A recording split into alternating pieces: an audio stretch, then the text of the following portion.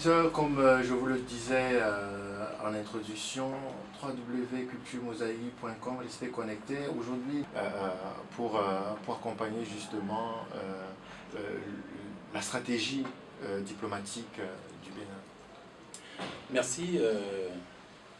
Il faut dire que pendant longtemps, nos États ont fondé le développement de nos pays sur les ressources naturelles, qui pour certains sur les ressources fiscales et tout. Mais de plus en plus, il y a une conscience qui naît que la culture et le tourisme, parce que les deux sont liés d'une manière ou d'une autre, que ce sont des atouts économiques importants que nous devons exploiter pour pouvoir booster notre développement économique. Cette conscience est née dans plusieurs pays, dont le Bénin, et le gouvernement du Bénin a inscrit au cœur du programme d'action, de son programme d'action, la culture et le tourisme comme des éléments phares de développement économique. Et les ambassades ne sont rien d'autre que des bras agissants de l'État dans leur pays de résidence. L'ambassade du Bénin a donc pour mission d'assurer, disons, le rayonnement culturel du Bénin ici au Maroc, et donc d'assurer, de faire en sorte de mobiliser les ressources des Marocains et de toutes les institutions et étrangers vivant au Maroc pour investir dans le domaine culturel et dans le secteur touristique.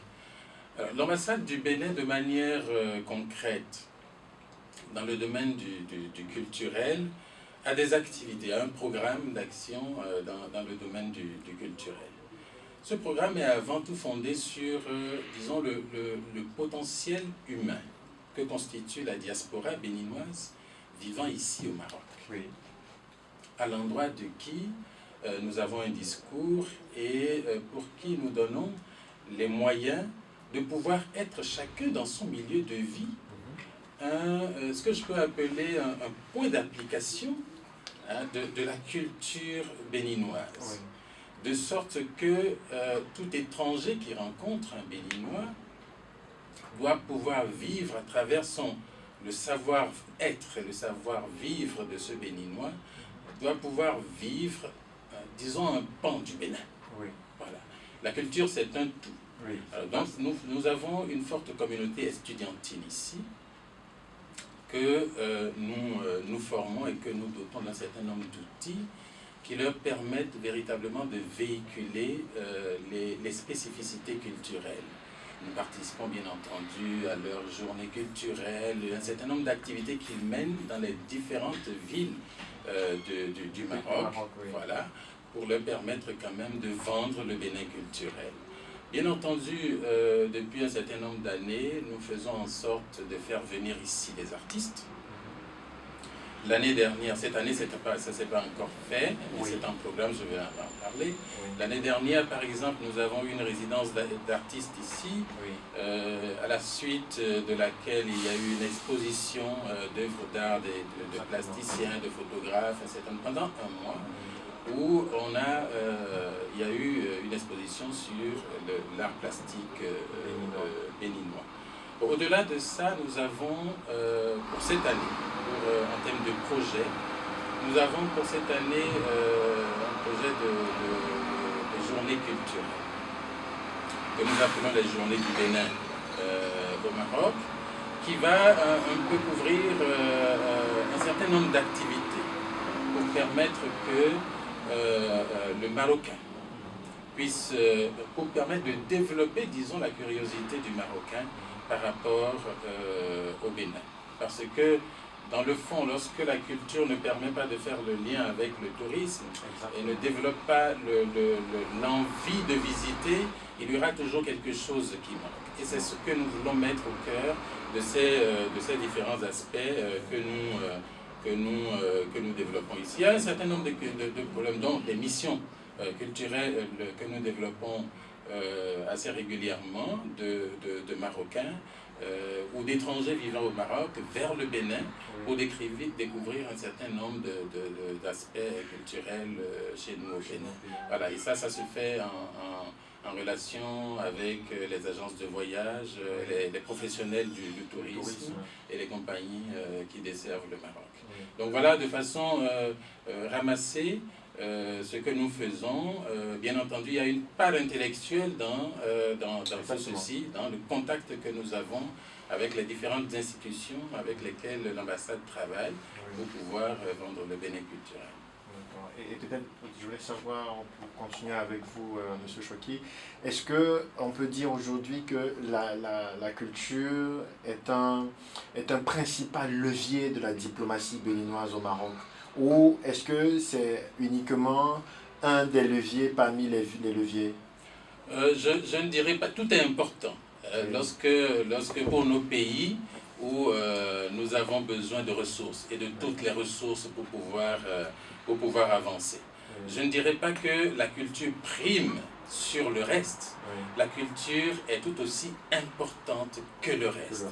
Et la culture a cela d'important qu'aujourd'hui, vous ne pouvez pas faire de l'économie sans le culturel. Vous ne pouvez pas faire du tourisme sans le culturel. Donc ça dépend, c'est transversal. Même le politique aujourd'hui ne peut plus se départir. Absolument, absolument. Donc c'est vraiment au cœur de tout ce que nous faisons. Lorsque, de manière générale, nous sommes diplomates, vous allez en négociation, ce qui vous permet de vendre, votre produit, c'est la part de vous que vous apportez, pour montrer que vous êtes différent, pour montrer que ce pays a quelque chose d'attrayant, a quelque chose de différent qui creuse la curiosité chez votre partenaire. Donc, la culture, elle est, je vais finir par dire ce que vous avez dit, que c'est plus important, mais parce que quelque part c'est transversal, c'est au cœur de tout ce que nous faisons, et nous y mettons tous les moyens pour que véritablement cela assure la vitrine du Bénin. Parce que le Bénin, on le connaît, c'est quand même, c'est un pays, non, je ne jette pas la pierre dans le jardin de mon frère, hein, que le Bénin est connu comme un pays de forte tradition culturelle, et nous vendons cela. D'ailleurs, vous n'êtes pas sans savoir que déjà nous menons une diplomatie qui nous permet maintenant de rhabiller notre tissu culturel en ramenant chez nous tout ce qui était parti. Nous en parlerons tout à l'heure. Hein. Voilà. Donc voilà, c'est vrai qu'il y a beaucoup à investir dans ce domaine. Si nous voulons être performants dans le domaine de la culture et du tourisme, nous devons y investir également. Voilà. Alors merci M. Choki, je me tourne vers vous, M. Ndepo. Alors aujourd'hui quand même, la particularité avec la Côte d'Ivoire, c'est que c'est le deuxième pays africain, pour le cas du Maroc, à avoir un service d'action culturelle à fonctionnement, on va dire, un peu autonome. Et donc ça veut dire que derrière, il y a quand même une stratégie différente des autres États. Est-ce que vous pouvez nous parler un peu de comment est-ce que la diplomatie culturelle de Côte d'Ivoire se développe à travers ce service-là? Ok, je vous remercie. En tout cas, en ce qui concerne la Côte d'Ivoire, comme je le soulignais tantôt, nous avons une spécificité, c'est que nous disposons d'un service d'action culturelle qui est tout à fait un peu détaché de tout ce qui concerne les affaires académiques. Et cela depuis les années 2008. C'est une volonté des autorités ivoiriennes compétentes, du gouvernement ivoirien. Depuis 2008, le gouvernement a enclenché cette politique d'ouverture de représentation culturelle au sein des ambassades ivoiriennes. Aujourd'hui, la Côte d'Ivoire en dispose de 3. Nous avons une représentation au Maroc, comme vous le savez, une représentation en Afrique du Sud et une représentation en France, qui malheureusement, pour des raisons d'ordre structurel, a dû fermer, mais nous pensons qu'elle va rouvrir très bientôt. Ici, au Maroc, il faut dire que depuis les années 1973, la Côte d'Ivoire a signé un accord cadre en matière culturelle avec le Royaume du Maroc. Et sur la base de cet accord, il est prévu que l'un ou l'autre puisse organiser des activités sur le territoire de l'autre. Et depuis des actions ont été menées, mais plus spécifiquement en 2009, nous avons conclu un programme d'application avec des activités précises à mettre en œuvre. Et sur la base de ce programme d'application, plusieurs accords ont été signés entre différentes institutions culturelles marocaines et les institutions sœurs ivoiriennes, notamment la Bibliothèque nationale de Côte d'Ivoire et la Bibliothèque nationale du Royaume du Maroc. Une assistance se déroule à ce niveau. Il existe aussi des accords qui ont été signés dans d'autres domaines, notamment le milieu cinématographique, où depuis 2013, nous avons institué la semaine du film qui se déroule de manière alternée en Côte d'Ivoire et au Maroc. Cette année, les Marocains auront à se rendre à Abidjan à compter du 19 juin, si ma mémoire est bonne, pour organiser la 4e édition de la semaine du film marocain. Et sur la base de ces différents accords, nous avons pu instituer depuis 3 ans des journées culturelles, artistiques et culturelles ivoiriennes au Maroc. La 2e édition de ces journées ont eu lieu il y a environ 2 ou 3 mois et elle a été un véritable succès. Donc, voici un peu ce que nous faisons et nous nous sommes dotés au sein de notre représentation culturelle d'un centre de documentation où nous retrouvons spécifiquement, pas de manière exclusive, des ouvrages d'auteurs ivoiriens, cela pour appuyer nos étudiants dans le cadre de leurs travaux de recherche. Exactement. Et voici tous ces investissements qui ont été faits par le gouvernement ivoirien. Mais dans ce fonctionnement, il faut dire que nous jouissons d'une autonomie relative, mais restons sous l'autorité de monsieur l'ambassadeur, qui demeure le chef de la mission ivoirienne ici au Maroc. Donc voici un peu ce que nous faisons. Et d'autres actions sont prévues. Elles suivront au fur et à mesure. Dans le domaine du patrimoine, des échanges s'opèrent quotidiennement. Nous bénéficions de l'assistance du Royaume du Maroc pour l'inscription des sites ivoiriens au patrimoine mondial de l'UNESCO. Récemment, nous avons eu une mission marocaine qui est venue nous assister dans le cadre de l'inscription des mosquées des styles soudano-sahéliens sur la liste du patrimoine mondial de l'UNESCO. Donc voici un peu ce que nous faisons. Il faut quand même dire, M. Despaux, que cette spécificité de la Côte d'Ivoire fait cas d'école quand même, parce que on a rarement vu une diplomatie culturelle se développer de cette manière. Et comme vous le disiez tout à l'heure, il y a quand même des difficultés, parce que justement, on sait que la représentation de France a traversé quelques difficultés, et comme vous le disiez, on espère que ça va très vite se relancer. Mais vous qui êtes justement au Maroc et en Afrique du Sud, est-ce qu'on peut dire aujourd'hui que cette dimension-là de doter la mission diplomatique de Côte d'Ivoire à l'étranger d'institutions culturelles avec un contenu spécifique joue un apport particulier directement sur la Côte d'Ivoire? Oui, cela est tout à fait bénéfique pour l'État de Côte d'Ivoire dans la mesure où toute action de diplomatie a besoin de la culture. La culture constitue, si vous voulez, la porte d'entrée de tout pays.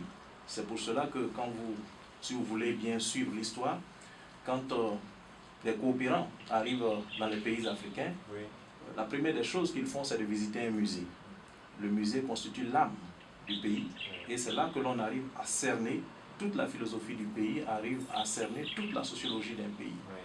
Et c'est en cela qu'en Côte d'Ivoire, le gouvernement a décidé d'instituer ici une représentation culturelle compte tenu du flux des échanges qui s'opèrent avec le Royaume du Maroc, afin que les Marocains qui investissent en Côte d'Ivoire puissent véritablement s'imprégner de la culture ivoirienne avant de s'y rendre.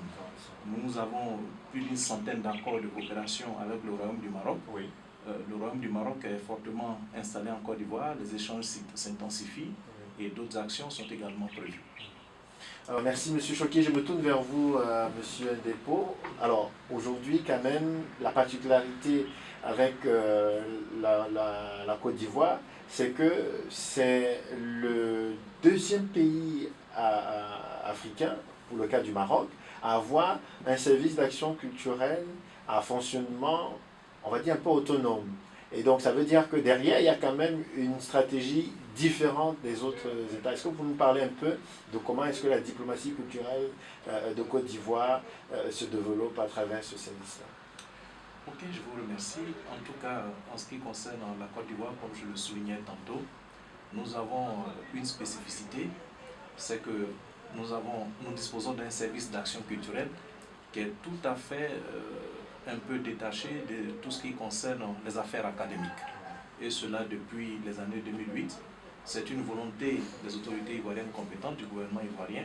Oui. Depuis 2008, le gouvernement a enclenché cette politique d'ouverture de représentation culturelle au sein des ambassades ivoiriennes. Aujourd'hui, la Côte d'Ivoire en dispose de 3. Nous avons une représentation au Maroc, comme vous le savez, une représentation en Afrique du Sud et une représentation en France, qui malheureusement, pour des raisons d'ordre structurel, a dû fermer, mais nous pensons qu'elle va rouvrir très bientôt. Oui. Ici, au Maroc, il faut dire que depuis les années 1973, la Côte d'Ivoire a signé un accord cadre en matière culturelle avec le Royaume du Maroc. Et sur la base de cet accord, il est prévu que l'un ou l'autre puisse organiser des activités sur le territoire de l'autre. Et depuis, des actions ont été menées, mais plus spécifiquement en 2009, nous avons conclu un programme d'application avec des activités précises à mettre en œuvre. Et sur la base de ce programme d'application, plusieurs accords ont été signés entre différentes institutions culturelles marocaines et les institutions sœurs ivoiriennes, notamment la Bibliothèque nationale de Côte d'Ivoire et la Bibliothèque nationale du Royaume du Maroc. Une assistance se déroule à ce niveau. Il existe aussi des accords qui ont été signés dans d'autres domaines, notamment le milieu cinématographique, où depuis 2013, nous avons institué la semaine du film qui se déroule de manière alternée en Côte d'Ivoire et au Maroc. Cette année, les Marocains auront à se rendre à Abidjan à compter du 19 juin, si ma mémoire est bonne, pour organiser la 4e édition de la semaine du film marocain. Et sur la base de ces différents accords, nous avons pu instituer depuis 3 ans des journées culturelles, artistiques et culturelles ivoiriennes au Maroc. La 2e édition de ces journées ont eu lieu il y a environ 2 ou 3 mois et elle a été un véritable succès. Donc, voici un peu ce que nous faisons et nous nous sommes dotés au sein de notre représentation culturelle d'un centre de documentation où nous retrouvons spécifiquement, pas de manière exclusive, des ouvrages d'auteurs ivoiriens, cela pour appuyer nos étudiants dans le cadre de leurs travaux de recherche. Exactement. Et voici tous ces investissements qui ont été faits par le gouvernement ivoirien. Mais dans ce fonctionnement, il faut dire que nous jouissons d'une autonomie relative, mais restons sous l'autorité de monsieur l'ambassadeur, qui demeure le chef de la mission ivoirienne ici au Maroc. Donc voici un peu ce que nous faisons. Et d'autres actions sont prévues. Elles suivront au fur et à mesure. Dans le domaine du patrimoine, des échanges s'opèrent quotidiennement. Nous bénéficions de l'assistance du Royaume du Maroc pour l'inscription des sites ivoiriens au patrimoine mondial de l'UNESCO. Récemment, nous avons eu une mission marocaine qui est venue nous assister dans le cadre de l'inscription des mosquées des styles soudano-sahéliens sur la liste du patrimoine mondial de l'UNESCO. Donc voici un peu ce que nous faisons. Il faut quand même dire, M. Despaux, que cette spécificité de la Côte d'Ivoire fait cas d'école quand même, parce que on a rarement vu une diplomatie culturelle se développer de cette manière. Et comme vous le disiez tout à l'heure, il y a quand même des difficultés, parce que justement, on sait que la représentation de France a traversé quelques difficultés, et comme vous le disiez, on espère que ça va très vite se relancer. Mais vous qui êtes justement au Maroc et en Afrique du Sud, est-ce qu'on peut dire aujourd'hui que cette dimension-là de doter la mission diplomatique de Côte d'Ivoire à l'étranger d'institutions culturelles avec un contenu spécifique joue un apport particulier directement sur la Côte d'Ivoire? Oui, cela est tout à fait bénéfique pour l'État de Côte d'Ivoire dans la mesure où toute action de diplomatie a besoin de la culture. La culture constitue, si vous voulez, la porte d'entrée de tout pays. C'est pour cela que quand vous si vous voulez bien suivre l'histoire, quand les coopérants arrivent dans les pays africains, la première des choses qu'ils font, c'est de visiter un musée. Le musée constitue l'âme du pays, et c'est là que l'on arrive à cerner toute la philosophie du pays, arrive à cerner toute la sociologie d'un pays. Et c'est en cela qu'en Côte d'Ivoire, le gouvernement a décidé d'instituer ici une représentation culturelle compte tenu du flux des échanges qui s'opèrent avec le Royaume du Maroc, afin que les Marocains qui investissent en Côte d'Ivoire puissent véritablement s'imprégner de la culture ivoirienne avant de s'y rendre. Nous avons plus d'une centaine d'accords de coopération avec le Royaume du Maroc. Le Royaume du Maroc est fortement installé en Côte d'Ivoire, les échanges s'intensifient et d'autres actions sont également prévues. Alors, je reviens vers vous, M. Choki, pour entrer dans la deuxième phase de cet échange à travers une question qui porte sur le patrimoine culturel africain. Le Bénin a été le premier État africain à faire une des missions que l'Union africaine s'était assignée dans l'agenda 2063, à savoir demander le retour du patrimoine artistique et culturel africain qui a été déplacé durant les périodes coloniales, voire post-coloniales. Et justement, cette demande du Bénin et toute la procédure juridique et diplomatique qui en a suivi, avec les conclusions, ont réveillé la conscience africaine que c'est possible. Est-ce que vous pouvez nous parler un peu de comment est-ce que le gouvernement béninois est arrivé justement à prendre ce taureau par les cornes et comment cette stratégie a été menée jusqu'à son bout? Je rappelle que ce n'est pas fini, mais au moins les conclusions qu'on a aujourd'hui nous montrent que c'est possible de récupérer. Merci. Comme je le disais au départ, c'est déjà que le gouvernement béninois a compris aujourd'hui que rien ne peut se faire sans notre culture. Il faut que nous soyons nous-mêmes d'abord. D'accord ?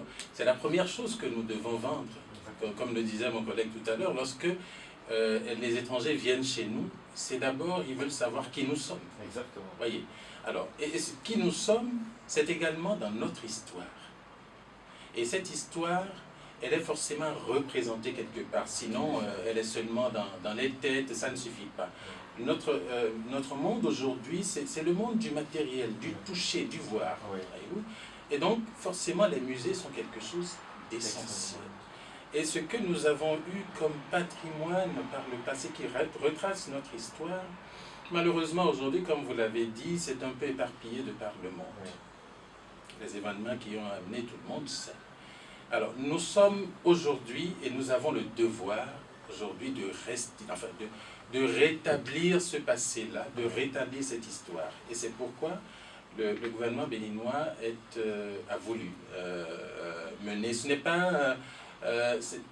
c'est pas dans une, comment je vais dire, une démarche de revendication, non. Je crois que c'est une démarche d'explication, de montrer à ceux aux pays qui détiennent ce patrimoine-là aujourd'hui que autant qu'ils en ont chez eux, les concernant, nous en avons besoin chez nous. C'est je crois que c'est un dialogue. C'est un dialogue, beaucoup plus que ça. Voilà. Et heureusement, je crois qu'il y a quand même un très bon accueil des pays où ces biens se trouvent aujourd'hui. Et le processus est très bien avancé aujourd'hui. Et nous avons à encourager cela. Et comme je le disais également, le tout ne suffit pas de revendiquer son patrimoine. Il faut être sûr que lorsque vous l'avez, parce que ça fait partie des critiques qui sont faites, hein, lorsque vous ramenez ce patrimoine, il faut être en mesure de le conserver. Et le gouvernement béninois, justement, a devancé également cet aspect des choses, puisque dans le programme d'action, aujourd'hui, il y a un certain nombre de musées et de centres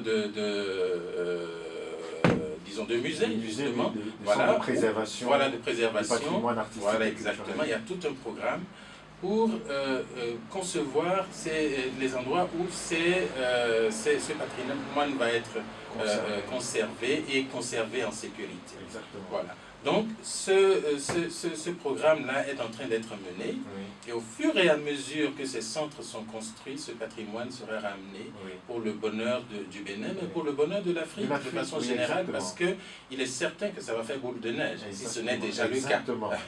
Voilà, donc c'est un peu ça, c'est un besoin. C'est notre âme qui nécessite, qui a besoin de ça. C'est tout naturel. Voyez-vous, vous ne pouvez pas vivre quand votre tête est ailleurs, c'est pas possible. Donc voilà un peu, le processus est suffisamment engagé et est en cours, donc c'est sur les deux volets. Faire en sorte qu'au pays, au Bénin, qu'il y ait des centres appropriés, les musées appropriés pour accueillir ces œuvres-là. Et il y a beaucoup d'investissements. Et le rôle de l'ambassade également, c'est cela. Parce que construire les musées aujourd'hui aux normes internationales, ça demande beaucoup d'investissement.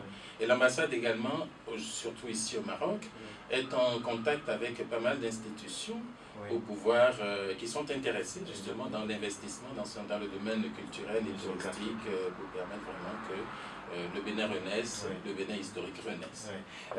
Monsieur Dépôt, est-ce que la démarche du Bénin, est-ce que ça anime un certain désir du côté de la Côte d'Ivoire? Est-ce que le gouvernement ivoirien, dans sa stratégie, s'est dit, nous aussi, bientôt, nous allons demander à ce que le patrimoine artistique, muséographique et culturel, matériel du Bénin, de Côte d'Ivoire, autant pour moi, puisse être restitué? Là-dessus, je pense que la Côte d'Ivoire, plusieurs années, la Côte d'Ivoire a réclamé le retour des biens culturels. Et il y a déjà, comme le disait il n'y a pas trop longtemps, Monsieur le ministre de la Culture de la République de Côte d'Ivoire, il est prévu le retour de plusieurs milliers de biens culturels ivoiriens se trouvant dans différents musées européens. Et ces biens ont été déjà identifiés, en plein thème technique, ils ont été déjà inventoriés. Donc il est question que ces biens puissent retourner.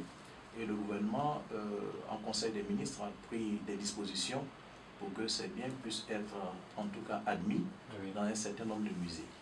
Et dans le programme du gouvernement, il est prévu la construction de musées modernes pour accueillir ces biens au fur et à mesure qu'ils seront restitués à l'État de Côte d'Ivoire.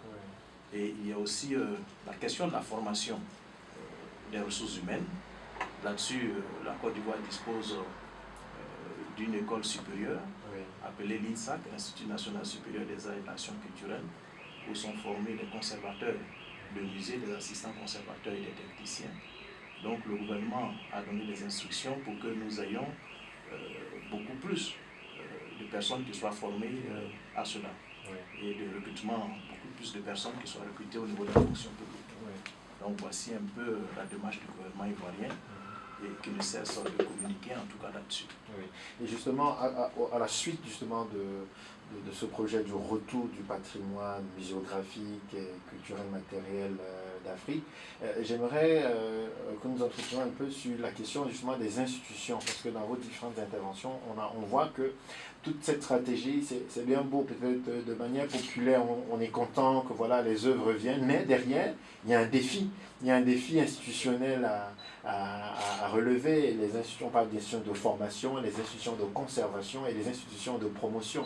Parce que, justement, la question que j'aurais posée, et je commence par vous avec vous, Monsieur Dépôt, est-ce qu'aujourd'hui, le Maroc peut être vu comme un exemple, un modèle sur lequel les autres États peuvent s'appuyer dans le domaine muséographique? On rappelle quand même que le Maroc a récemment, il y a deux ans, ouvert le musée d'art moderne et d'art contemporain au niveau de Rabat, le musée Mohamed VI, qui est l'un des musées quand même qui respecte les normes internationales, et que le programme académique supérieur au Maroc offre des formations justement dans le domaine de la muséographie et de la conservation.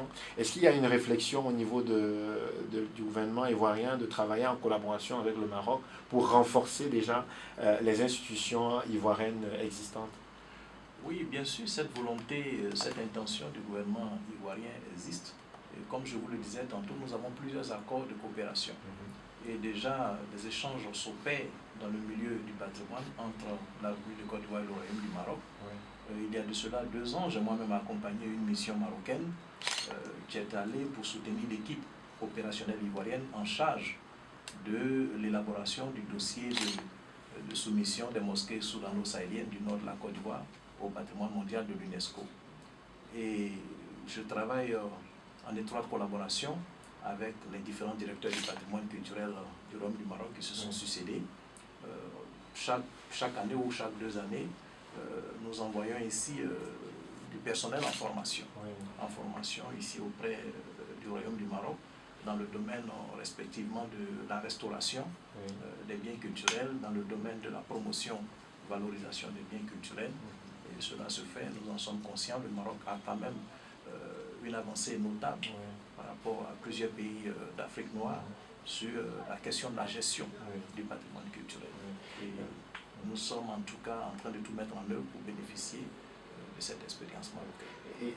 Monsieur Choki, récemment, le Bénin a reçu une délégation de journalistes justement qui étaient en tournée au Maroc et qui, ont justement, dans leur parcours, sont passés par le Centre culturel africain du Maroc, et on a pu, en discutant avec eux, nous rendre compte que dans leur mission, il y avait également un œil sur ce qui se faisait au Maroc sur le plan culturel. Et je voulais vous demander, justement, on constate que le Bénin pose des actions, des frappes, j'allais dire un peu chirurgicales. Comment comprendre cette forte délégation de médias béninois qui arrivent au Maroc pour regarder, et quelle est la stratégie derrière? C'est déjà pas la première expérience. Il y en a eu d'autres, et il y a d'autres délégations de professionnels dans la cinématographie, dans l'art dramatique et tout qui arrive. C'est vrai que nous avons en cours avec nos partenaires marocains la signature d'un certain nombre d'accords dans le domaine de la culture et du tourisme. Et tout ceci participe un peu des travaux, disons, préparatoires. Pour identifier les secteurs dans lesquels notre partenariat va pouvoir s'asseoir et profiter autant au Maroc qu'au Bénin, parce que nous ne faisons pas que prendre, c'est dans une démarche de partage, d'expérience. Les journalistes arrivent, comme je l'ai dit, d'autres professionnels également arrivent ici pour pouvoir s'inspirer, parce que nous avons besoin d'être appuyés. Et il est clair que le Maroc a une certaine expérience dans ce domaine-là, dont nous voulons nous inspirer, et nous mettons en œuvre les moyens pour pouvoir en profiter au maximum. Et vous allez certainement voir les effets d'ici à là, parce que le Maroc est tout autant intéressé par ce qui se fait au Bénin et dans les différents projets que le gouvernement a élaborés dans le domaine notamment du culturel, notamment la construction des musées, la formation des ressources humaines, dans le domaine de la conservation et tous les autres métiers de la culture. Le Maroc nous appuie déjà énormément. Et voilà, donc notre partenariat se construit posément parce que l'ambition est grande. Exactement. L'ambition est grande, nous avons besoin donc forcément de nous inspirer de l'exemple du Maroc, et c'est ce que nous faisons. L'ambassadeur, depuis l'année dernière, appuie son bâton de pèlerin et parcourt toutes les institutions qui interviennent dans ce domaine-là. Nous avons rencontré le ministre de la Culture, justement, avec qui il a pu échanger sur le programme du gouvernement et obtenu donc la disponibilité du Maroc à pouvoir nous appuyer dans les secteurs clés. Voilà, donc voilà, nous sommes en très bonne voie en matière de coopération, et voilà, nous profitons autant que le Maroc offre. Nous ne faisons pas la fine bouche, en tout cas, pour pouvoir développer notre coopération dans ce domaine-là. Maintenant, je vais vous demander, M. Dépôt, quelle est la dimension panafricaine de la stratégie de Côte d'Ivoire. Je veux dire, en tant que service d'action culturelle de Côte d'Ivoire, la Côte d'Ivoire étant membre de l'Union africaine, est-ce que au niveau, il y a un travail pour amener justement la contribution de la Côte d'Ivoire à la construction de cette union que les gens doivent vivre au quotidien, notamment à travers la culture? Oui, bien sûr, cette dimension existe dans la mesure où la Côte d'Ivoire a toujours répondu présente à toutes les activités culturelles qui sont organisées à travers le continent, que ce soit au Mali, que ce soit au Burkina Faso, le FESPACO, que ce soit au Togo, partout d'ailleurs dans le monde. Le gouvernement a donné des instructions assez fermes quand même pour que nos représentations diplomatiques puissent en tout cas être présentes, parce que comme vous le savez, la culture ou la diplomatie culturelle participe du rayonnement des États. C'est pour cela que certains pays développés comme la France, comme l'Allemagne, comme les États-Unis, ont compris très tôt, ils ont ouvert des centres de coopération et d'action culturelle. Cela leur a permis d'asseoir quand même un peu, si vous voulez, en griffe leur domination, d'imposer les cultures, et cela est devenu aujourd'hui quelque chose d'indéniable. D'indéniable, et comme me le disait une fois un ami marocain qui est médecin, qui a fait ses études en France, c'est vrai que je ne suis plus en France, mais j'ai adopté la culture française au détriment de la culture marocaine parce qu'elle s'est imposée à moi. Exactement. Voilà, la culture s'impose à nous. Monsieur Choki, est-ce qu'aujourd'hui vous estimez qu'il est important pour l'Afrique, et notamment dans le pays où nous sommes aujourd'hui, d'avoir des lieux où les populations, les enfants, les adolescents, les étudiants et même les adultes qui travaillent au quotidien dans ce domaine peuvent découvrir la culture africaine? Je voudrais prendre l'exemple, par exemple, du Centre culturel africain. Quel est votre avis sur ce projet du Centre culturel africain, justement, qui a pour ambition d'être un lieu qui présente, qui offre, qui sert la culture africaine au quotidien? Vous ne l'auriez pas donné cet exemple que je l'aurais fait, hein, moi. Voilà. Donc, c'est absolument important. Vous voyez, nous sommes au Maroc, mais je suis béninois, il est ivoirien. Voilà, nous avons besoin d'avoir le contact avec nos réalités. Et des centres du genre centre culturel africain qui permettent à l'étranger que nous sommes au Maroc de pouvoir déjà communier avec d'autres nationalités et de pouvoir partager ce que nous avons d'intrinsèque. Je joue sur la tautologie intrinsèque propre à nous, hein, et de pouvoir partager avec les autres, c'est absolument important. Il est important que nous puissions implanter ce genre de structure partout où cela est possible. Oui. Ça nous permet de garder le lien. Parce que déjà, les populations ont devancé les institutions dans un certain nombre de choses. Oui. Vous voyez, lorsque vous allez dans n'importe quel pays où vous allez, vous voyez un Ivoirien, il a toujours voulu montrer aux autres ce qui est propre à lui. Déjà dans sa gastronomie, oui, dans son habillement, dans un certain nombre de choses. Exactement. Il vit sa culture. Ben, c'est la même chose pour tous les Africains. Hein. Le Béninois a toujours voulu montrer que, ben, voilà, quand on me voit, qu'on sache que je suis béninois. Et donc, c'est la même chose. Quand les institutions peuvent offrir à chacun de nous de pouvoir installer, de pouvoir permettre à chacun de s'exprimer, et cette communion, ce partage-là fait forcément que l'Afrique grandit, que l'Afrique est unie. C'est dans ces choses-là que nous pouvons vaincre tous les démons qui nous minent aujourd'hui, le terrorisme, les guerres et tout. Parce que lorsqu'il y a de la fraternité, lorsque nous partageons nos cultures et que nous voyons les valeurs les uns des autres, eh bien, il y a de la paix. La paix n'est pas autre chose. Nous avons souvent à dire sur Culture Mosaïque que la culture est une arme de construction massive. Absolument. Absolument. Et monsieur Ndepo, est-ce qu'aujourd'hui, votre expérience aujourd'hui, quand même, avec vous avez un service, comme vous l'avez dit, qui est bien sûr fait partie de la mission diplomatique, mais qui est autonome. Donc ça veut dire que c'est une institution voulue par le gouvernement ivoirien.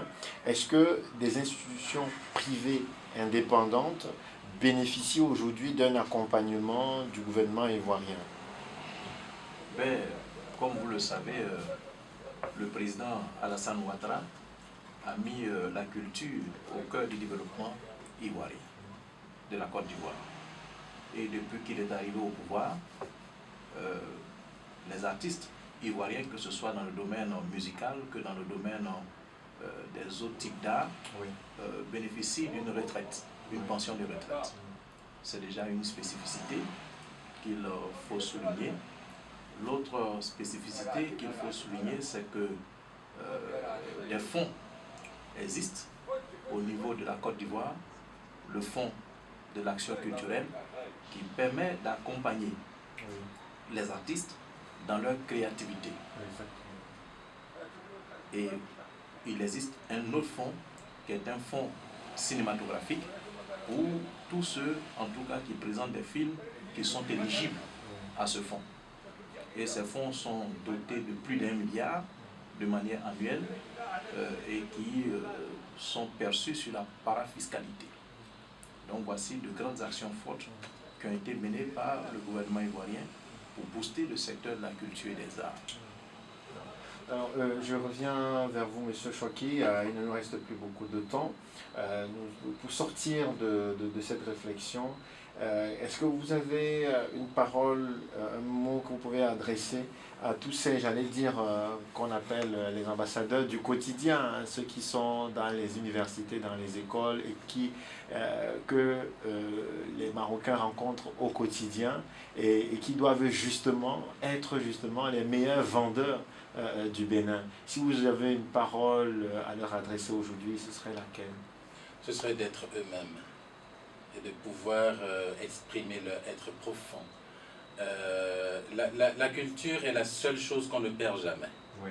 Vous voyez, et donc, c'est vrai que nous avons, les Africains, on a une certaine pudeur aujourd'hui qui fait que on a du mal à s'habiller dans nos propres, de nos propres vêtements.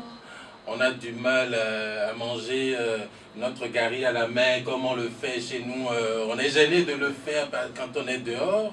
Il y a des petites choses que nous faisons, mais c'est ça quand même qui est notre âme, dans le fond. C'est juste dire à tous les Béninois, à tous les Africains de manière générale, d'être eux-mêmes. Et de pouvoir être fiers de parler d'eux, de parler de leur culture, de vivre leur culture. C'est ça qui est fondamental. Vous savez, ça vient tout naturellement. On ne vous apprend pas votre culture, on ne vous apprend pas à être vous-même. Exactement. Voilà. Donc, parce que lorsque vous refusez de vivre votre culture, vous vivez celle des autres. Exactement. C'est ça que vous ne vous rendez pas compte, mais vous faites la promotion de la culture des autres. Voilà.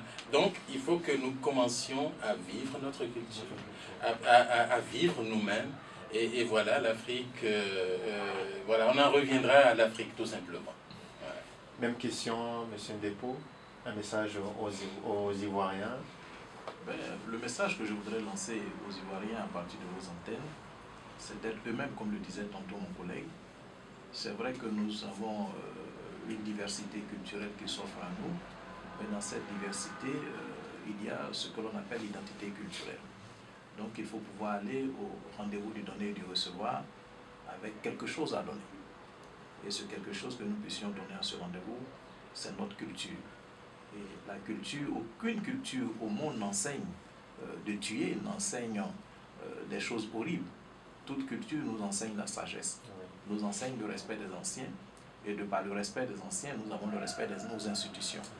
Dès lors que nous sommes acculturés, il y a des actes que nous posons, nous perdons nos repères et cela ne permet pas d'aller au développement. Et l'un des problèmes dont souffre l'Afrique aujourd'hui, c'est le fait pour la majorité des Africains de ne pas revendiquer leur culture, mais de revendiquer la culture de l'étranger. Prenons l'exemple sur les pays asiatiques, la Chine, le Japon et bien d'autres, qui ont amorcé le développement, l'Inde, à partir de leur culture. Donc il serait intéressant que nos gouvernements se focalisent de plus en plus sur nos données culturelles, nos valeurs culturelles, pour nous inculquer une certaine manière de vivre, une certaine manière d'être, et qui nous permettra en tout cas d'amorcer. Je parlerai Goun, c'est mon dialecte. Goun. Goun. Oui. Voilà, c'est de Porto Novo. Oui. Voilà, donc Ndondo, Tomito Mandel, et to Maroc, to ma fille, Ndondo, le clopo est en l'air. Au Cabio, le clopo est en l'air. Nous avons un demi-temps. Sinon, il n'y a pas de double. Voilà, Ndondo, le clopo est en l'air. Merci. Merci. Et peut-être nous, pour finir aussi, on vous demandera d'inviter, toujours en goût, d'inviter les Béninois à écouter la radio du Centre culturel africain, Culture Mosaïque, justement pour mieux connaître l'Afrique. Nous, à mi-temps de radio culture mosaïque de Mimbaïté. Et où est-ce qu'on va misser mi-temps? On soit au bébé, mais nous avons un tempo pour notre radio culture mosaïque. Merci. Et maintenant, avec vous, M. Despaux. Vous savez, il foisonne dans ma tête une soixantaine d'ethnies. C'est ça la Côte d'Ivoire. Et celle qui est la plus parlée, qui constitue la langue la plus usuelle en Côte d'Ivoire après le français, c'est le Djoula. Oui. Donc je me sens obligé de parler en Djoula pour que le message soit perçu. Oui. Sinon ce n'est que peut-être ma petite communauté qui vit au village qui va m'écouter. Qui n'est pas des moindres. Hein? Donc Dembayan Numbaye Fola. Bien sûr, on a Radio Mosaïque là. On peut culture mal fola.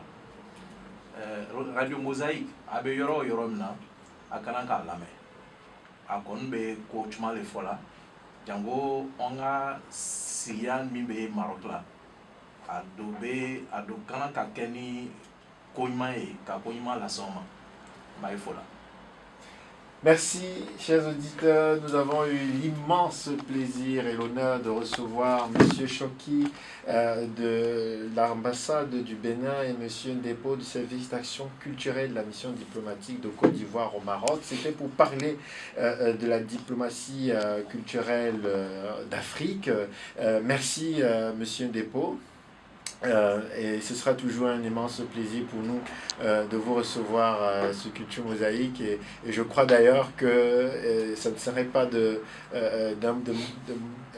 pas de refus, j'allais dire, de venir à la découverte justement du service d'action culturelle parce que dans nos recherches, nous avons des amis ivoiriens qui nous ont dit quand vous arrivez là-bas, la décoration, tout, vous êtes sûr que vous êtes déjà en Côte d'Ivoire. Donc nous y ferons un tour et nous viendrons également au niveau du siège de l'ambassade du Bénin pour rencontrer aussi les diplomates et présenter toujours la mosaïque de tout ce que l'Afrique fait dans ce pays et dans d'autres pays pour accompagner le développement du continent. Vous êtes le bienvenu. Merci. Vous êtes en tout cas les bienvenus. Chers auditeurs, vous êtes bien connectés www.culturemosaïque.com. C'est Transhumar, l'Afrique à l'honneur et on s'écoute une musique avec Ismaëlo avant de mettre la clé sous l'opération. Merci beaucoup. Merci. J'espère qu'en mettant la clé sous l'opération, tu ne feras pas faillite. On met la clé sous l'opération pour les ouvrir juste après. Félicitations. Merci beaucoup. Super. C'est une première, hein. Je ne suis jamais encore. C'est très bien. Ah, mais bon, si vous le dites, on pourra réécouter sur le... Oui. Il y aura une rediffusion et puis on va envoyer les horaires. D'accord. Je vais écouter pour voir si je n'ai pas des trop bêtises. Allez, au revoir, merci à vous.